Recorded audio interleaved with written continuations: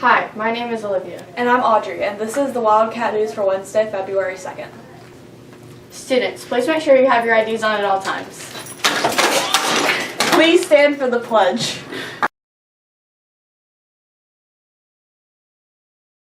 I pledge allegiance to the flag of the United States of America and to the republic for which it stands, one nation, under God, indivisible, with liberty and justice for all.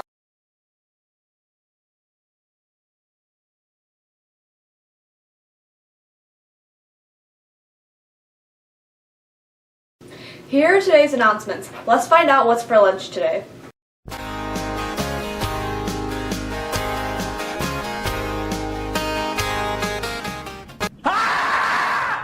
Today is Groundhog Day. Let's learn more about this unusual holiday.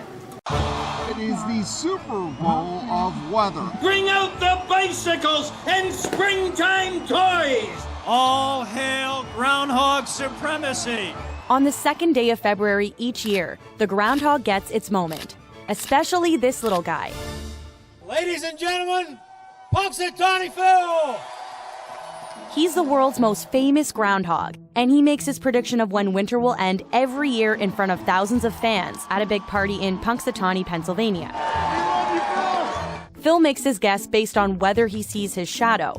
If he does, it's 6 more weeks of winter. If not, we're in for an early spring.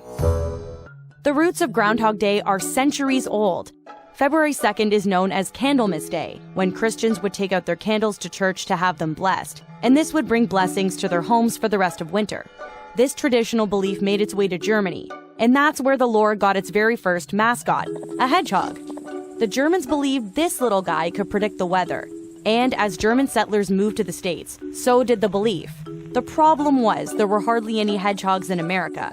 Groundhogs, on the other hand, well, there were a lot of them, and the mighty groundhog became the face of the lore. The first official Groundhog Day celebration was in 1887, and it eventually turned into a whole thing. Who's thinking spring?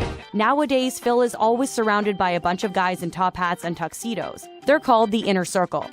Now the Groundhog Day party has become a tradition in places all over North America, each with their own version of Punxsutawney Phil.